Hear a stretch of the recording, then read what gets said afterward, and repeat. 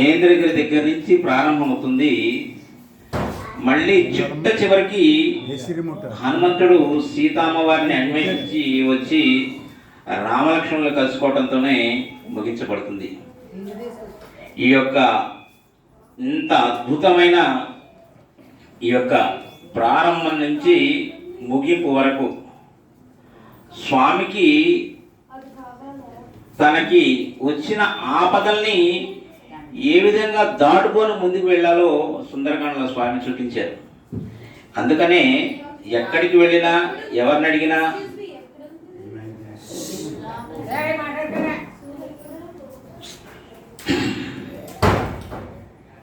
ఏమండి నేను ఈ సమస్యలో ఉన్నాను, ఈ ఇబ్బందుల్లో ఉన్నాను అంటే ఎక్కడికి వెళ్ళినా కానీ మీరు సుందరకాండ పారాయణ చేయండి, ఎట్టి పరిస్థితుల్లో ఆ సమస్య నుంచి మీరు బయటకు వచ్చి తీరుతారని చెప్తారు.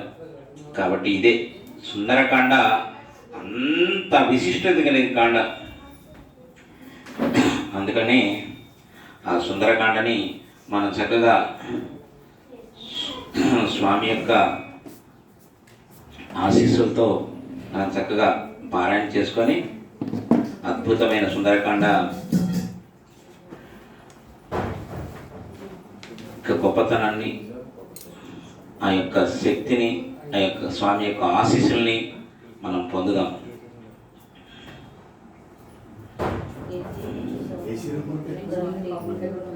లాస్ట్ నాకు గుర్తు చేయండి, హారతి కంటే ముందు కొబ్బరికాయ ప్రసాదం సమర్పణ అయిన తర్వాత హారతి ఇద్దాం. హారతి ఇచ్చిన తర్వాత ఇంకేం చేయాలి నాకు ఒకసారి గుర్తు చేయండి. అక్కడ పెట్టేసుకోండి, నేను చెప్తాను.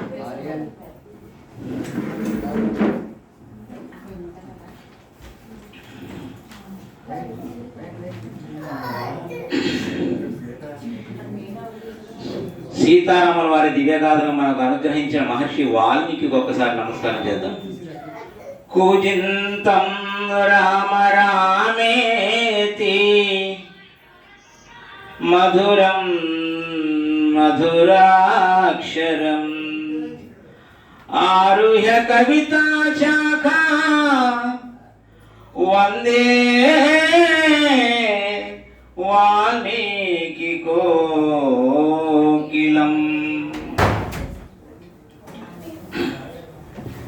ఈ యొక్క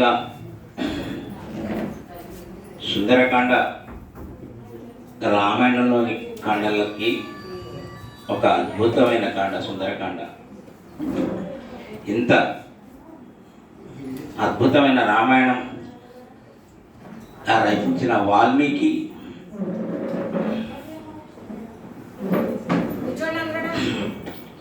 ఆయన కళ నుంచి జారువారిన ఈ సుందరకాండ చాలా శక్తివంతమైంది. కాబట్టి అంత బ్రహ్మాండమైన సుందరకాండని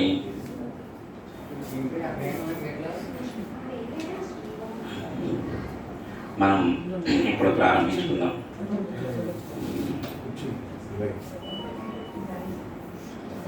రామాయణంలో సుందరకాండ కాకుండా మిగతా కాండలన్నింటికి కూడా కథతో సంబంధించిన పేర్లే పెట్టాడు వాల్మీకి మహర్షి. సీతారాముని జననం, వివాహం, దాంపత్యం ఇదంతా బాలకాండ. పట్టాభిషేక ప్రయత్నం, వరాలు కోరుకోవడం, సీతారాముల అరణ్యం వెళ్ళడం వరకు అయోధ్యలో జరిగింది కనుక దానికి అయోధ్యకాండ. అరణ్యంలో విరాజుడిని కబంధుడిని చంపడం, శూర్పణఖ ప్రవేశం, సీతాభరణం ఇదంతా అరణ్యంలో జరిగింది కనుక దానికి అరణ్యకాండ. సుగ్రీవ మైత్రి వాలివధ, భూగోళ విశేషాలు, సీతాన్వేషణ ఇదంతా కిష్కింధ. యుద్ధకాండ మనకు ఎలాగోనా తెలుస్తూనే ఉంది కదా. ఈ యుద్ధానికి కిష్కింధకి మధ్య దీనికి సుందరకాండ అని ఎందుకు నామకరణం చేశారనే దానికి అందరూ పెద్దవాళ్ళు ఎన్నో వ్యాఖ్యానాలు చేశారు.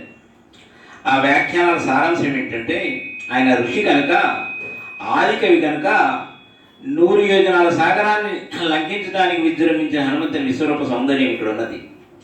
ఆధునిక నగరాలన్నింటినీ తలదన్నే లంకానగర సౌందర్యం, ఆ నగరంలో ఉండే నరనారి వల్ల పానమత్తులై పయనించే రాగ సౌందర్యం, లంకేశ్వరుడైన రావణుని రాజస రాక్షస సౌందర్యం, అశోకవనంలో మూర్తి వచ్చిన పతివ్రత శిరోమణి జానకి సౌందర్యం, శరణాగత త్రాణపరాయణుడు, సత్యధర్మ పరిపాలకుడు, జగదేక ధాంష్కుడు అయిన శ్రీరామచంద్రుని సౌందర్యం, ఆత్మహత్యకు సన్నద్ధమైన జానకి హనుమంతుని ప్రాణరక్షణ సౌందర్యం, అన్నిటిని మించి రమణీయార్థ ప్రతిపాదక శబ్దాలతో, ఉపమాన అలంకారాలతో, ప్రాసక్రీడా శబ్దాలకు ప్రాణదానం చేసే శబ్ద శ్లోకాల సౌందర్యం, ఇన్ని సౌందర్యాలు నందునే మహానుభావుడు వాల్మీకి కూడా ముచ్చటపడి దీనికి సుందరకాండ అని నామకరణం చేశారు. దీనికి ఇంకో పేరు కూడా ఉంది. దీన్ని కార్యసిద్ధి కాండ అంటారు. ఏ కార్యం అయితే మనం సంకల్పిస్తామో, స్వామి నేను ఇబ్బందులో ఉన్నాను, నేను ఈ ఆపదలో ఉన్నాను, ఆపద నుంచి నన్ను బయటికి తీసుకురండి అని సుందరకాండ పారాయణ చేసిన, సుందరకాండ శ్రవణం చేసిన ఎట్టి పరిస్థితుల్లో అక్కడి నుంచి వచ్చి తీరుతాము. ఇది నా స్వీయ అనుభవం. 1 కాదు 2 కాదు, కొన్ని వందలు చెప్పగలను. ఈరోజు జరుగుతుంది 185వ సుందరకాండ మహాయజ్ఞం. కరోనా సెకండ్ వేవ్లో అప్పుడు ఉన్నటువంటి భయంకరమైన పరిస్థితులను దృష్టిలో పెట్టుకొని, ఎందుకంటే నిన్న చూసిన వ్యక్తులు ఈరోజు మనకు కనపడకుండా పోయారు. అంత భయంకరంగా ఉంది కరోనా. అప్పుడు స్వామికి నేను ఆ కరోనాతో నేను నా స్నేహితుల్ని, బంధువుల్ని, సహోద్యోగుల్ని, మిత్రుల్ని కూడా కోల్పోయాను. అప్పుడు నేను స్వామికి ఒక కంకణం కట్టుకున్నాను. స్వామి, ఈ కరోనా అనే రాక్షసుని కనుక మీరు అంతమందిస్తే మీ పాదాల చెంత 108 సుందరకాండ పారాయణ పుష్పాలు పెడతానని చెప్పేసి ఆ రోజు నేను కంకణం కట్టుకోవడం జరిగింది. 108 ఆ స్వామి మన, ఎందుకంటే సర్వేజన సుఖినోభవంతో సంకల్పం, స్వలాభం కాదు, అందరూ బాగుండాలి, అందరూ ఆరోగ్యంగా ఉండాలన్న సంకల్పంతో, సర్వేజన సుఖినోభవంతో సంకల్పంతో ఆ రోజు ప్రారంభించాను. చక్కగా స్వామి నేను అడిగినట్టుగానే కరోనా అనే రాక్షసుని అంతమందించారు. అందరం చక్కగా మనం అందరం ఇంత బ్రహ్మాండంగా 108వ సుందరకాండ పారాయణ ప్రస్తుత తిరుమల తిరుపతి దేవస్థానం కార్యనిర్వహణ అధికారి సిహెచ్ వెంకయ్య చౌదరి గారి ఇంట్లో జరిగింది, బంజారా హిల్స్. నేను స్వామికి 108 అయిన తర్వాత స్వామికి విన్నవించుకున్నాను. స్వామి, నేను మీకు ఇచ్చిన కమిట్మెంట్ అయిపోయింది, 108 చేస్తానన్నాను, 108 నేను చేశాను, ఇక నేను రెస్ట్ తీసుకుంటాను స్వామి ఇంకా అని అంటే, స్వామి ఆ రోజు రాత్రి నన్ను సెకండ్ కొంచెం కొంచెం తగ్గించుకోండి, సెకండ్ నెంబర్ మైక్ నెంబర్ 2 అని ఉంటుంది చూడండి. ఓకే, అంతే. స్వామి ఆ రోజు రాత్రి స్వప్న దర్శనం ఇచ్చి, ఈ యజ్ఞాన్ని నువ్వు ఇంతటితో ఆపద్రా, ఇది నలుదిక్కుల వ్యాపించేయాలి, నీకు సాధ్యమైనంత వరకు దీన్ని నలుదిక్కుల వ్యాప్తి చేయాలని చెప్పేసి స్వామి నాకు అనుగ్రహించడం జరిగింది. కాబట్టి నేను ఎంప్లాయన్, కాబట్టి నేను కేసీపీ సిమెంట్స్లో మేనేజర్గా వర్క్ చేస్తాను. ప్రతి సండే, ఎవ్రీ సండే, ఎందుకంటే నాకు ప్రతి జూలై కూడా అయిపోయింది, మళ్ళీ ఆగస్టు కూడా ఎవరో ఒకరు, ఎందుకంటే యూట్యూబ్లో అక్కడెక్కడ చూసేసి ఫోన్ చేస్తూనే ఉంటారు. ఎందుకంటే ఆయన ఇచ్చిన అదృష్టం, మహాదృష్టం, ఇట్లా వెళ్ళిపోతుంటాయి ప్రోగ్రామ్స్. ఈరోజు 185 మేడం గారి ఇంట్లో మనం ప్రారంభించుకోవడం జరిగింది. కాబట్టి ఇంత బ్రహ్మాండమైన సుందరకాండ చాలా ఎంతో దీని శక్తి చాలా ఉంది. కాబట్టి అందరం చక్కగా దీన్ని విని స్వామి యొక్క కృపకు పాత్రలవుదాం. సుందరకాండ మహేంద్రగిరి దగ్గర నుంచి ప్రారంభం అవుతుంది. మళ్ళీ మహేంద్రగిరి దగ్గరకు వచ్చేసి సుందరకాండ ముగించడం జరుగుతుంది. వచ్చిన వాళ్ళందరికీ సింధూరం కొద్దిగా పెట్టేసి అన్నట్టు పెట్టేసి, సింధూరం ఉంది కదా, సింధూరం పెట్టండి. అంత మహేంద్రగిరి దగ్గర నుంచి ప్రారంభం అవుతుంది. కాబట్టి ఈ సుందరకాండ మహేంద్రగిరి దాకా అయితే అందరూ వస్తారు, లక్షలాది మంది వానర సైన్యం, లక్షలాది మంది భల్లూక సైన్యం అందరూ వస్తారు. అప్పుడు జామవంతుడు చెప్పటం, హనుమంతుడు కదలటం, ఇది సుందరకాండ.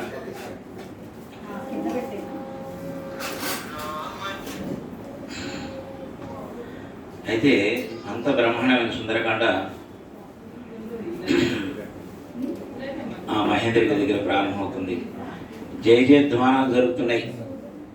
హనుమంతుడికి జయ, హనుమంతుడికి జయ అని అందరి యొక్క జయ జయధ్వానాల మధ్య స్వామి యొక్క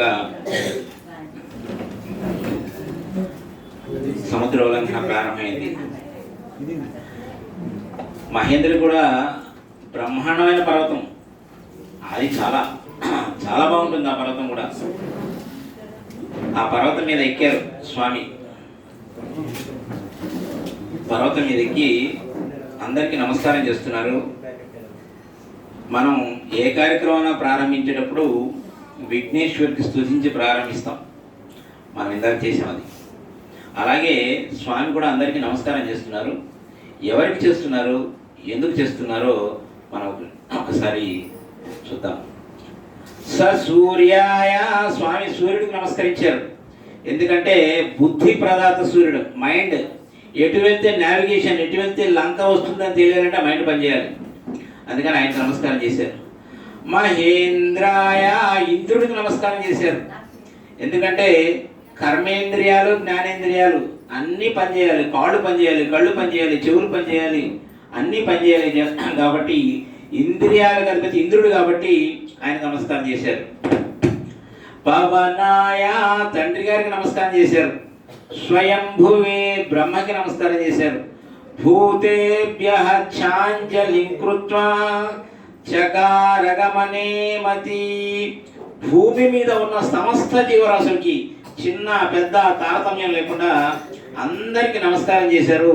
ఇది స్వామి కార్యము, రామకార్యంలో నేను బయలుదేరుతున్నాను, ఈ నాకు అమ్మవారి కనపడాలని చెప్పేసి అందరికీ నమస్కారం చేశారు. నమస్కారం చేసేసి అక్కడ జయ జయధ్వానాల మధ్య ఒక్కసారి మహేంద్రగిరిని ఇట్లా నొక్కాను తన కాళ్ళతో.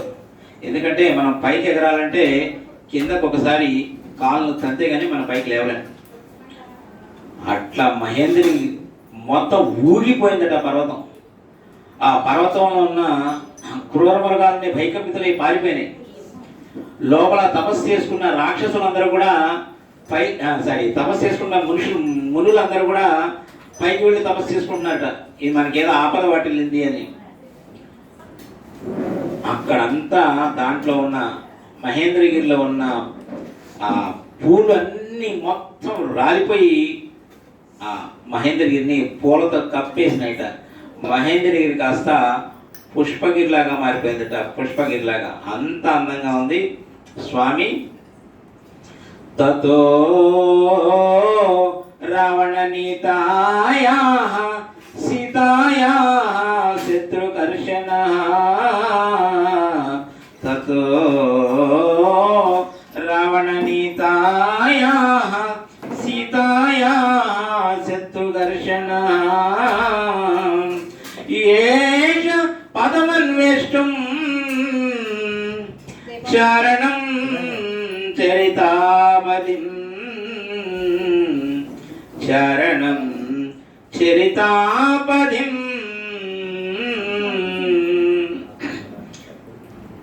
తతో రావణ నీతాయాః సీతాయాః, రావణుని చేత అపహరించబడినటువంటి సీతమ్మ యొక్క పదం అంటే స్థానం, ఆవిడ ఎక్కడ ఉన్నది? ఏష సంకల్పించారు స్వామి. ఎలా సంకల్పించారు? చారణం చరితాపదే, చారణలు పూర్వాచార్యులు స్తోత్రే బ్రహ్మనిష్ఠులు వాల్మీకి మహర్షి ఏ మార్గంలో ప్రయాణించారు, వ్యాస మహర్షి ఏ మార్గంలో ప్రయాణించారు, సుఖబ్రహ్మ మహర్షి ఏ మార్గంలో ప్రయాణించారో ఆ మార్గాన్ని స్వామి ఎంచుకున్నారు. మహాజన హేన గతస్య పంథ, మహాజనులు ఏ మార్గంలో వెళ్ళారో ఆ మార్గాన్ని స్వామి ఎంచుకున్నారు. ఇదంతా వాల్మీకి యొక్క కమల వైభవం. మరొకరు చేసి చూపించలేనిది, మరొకరు కనీసం అనుకరించలేనిది. కాబట్టి ఆయన ఆదికవయ్యారు. కాబట్టి సుందరకాండ అంత శక్తివంతమైంది. సుందరకాండ పారాయణ ప్రారంభిద్దాం. శ్రీరాఘవం దశరథాత్మజం అప్రమేయం సీతాపతిం రఘుకులాన్వయ రత్నదీపం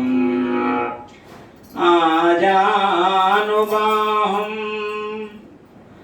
అరవింద దళాయతాక్షం రామం నిశాచర వినాశకరం నమామి. కృష్ణాయ వాసుదేవాయ దేవకీ నందనాయ చ నందగోపకుమారాయ గోవిందాయ నమో నమః. నందగోపకుమారాయ గోవిందాయ నమో నమః. హరి ఓం. గ్లాస్ మంచిగా తెచ్చిపెట్టడమా గోవించండి అంతే.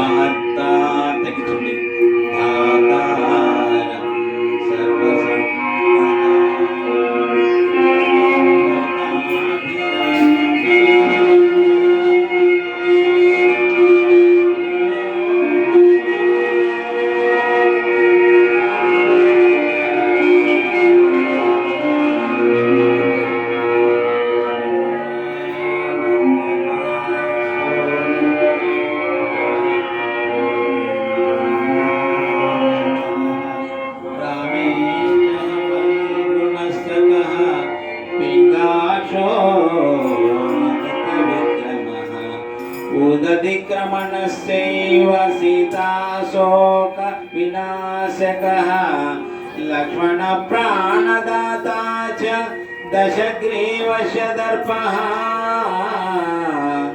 ద్వాదశైతాని నామాని కవీంద్రస్య మహాత్మనః స్వాపకాలే పఠే నిత్యం యాత్రాకాలే విశేషతః తస్య మృత్యుభయం నాస్తి సర్వత్ర విజయీ భవేత్.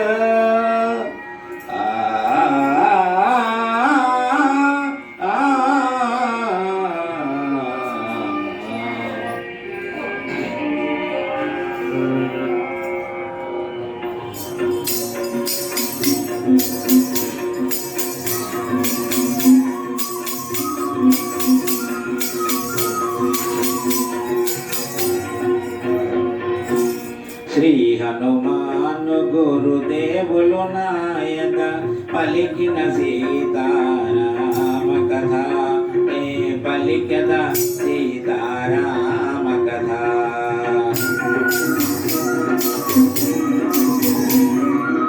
శ్రీ హనుమంతుడు అంజనీసుతుడు అతి బలవంతుడు రామభద్రుడు లంకకు పోయి నాగలధీరుడు మహిమోపేతుడు శత్రుఘర్షణుడు జాంబవదాది వీరులందరును ప్రేరేపింపగా సమ్మతించెను.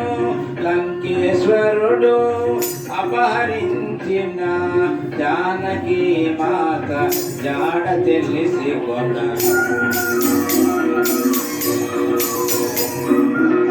తన తండ్రి అయిన వాయుదేవునకు సూర్యచంద్ర బ్రహ్మాది దేవులకు వానరేంద్రుడు మహేంద్రగిరిపై వందనములిడే పూర్వాభిముఖుడై రామనామమున పరవశుడయ్యే రోమ రోమమున పులకితుడయ్యే కాయము పెంచే కుప్పించి ఎగసే రక్షణ దిశగా లంక చేరగా